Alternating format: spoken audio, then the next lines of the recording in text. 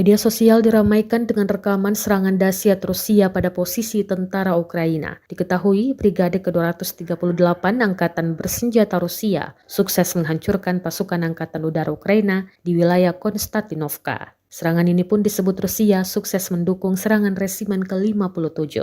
Rekamannya beredar di Telegram pada Selasa 9 Juli 2024. Dalam keterangan unggahan disebutkan dengan bantuan sistem artileri 2A65 MSTAB, Brigade Artileri ke-238 Angkatan Bersenjata Rusia berhasil menghancurkan titik penempatan sementara tentara Ukraina di Konstantinovka.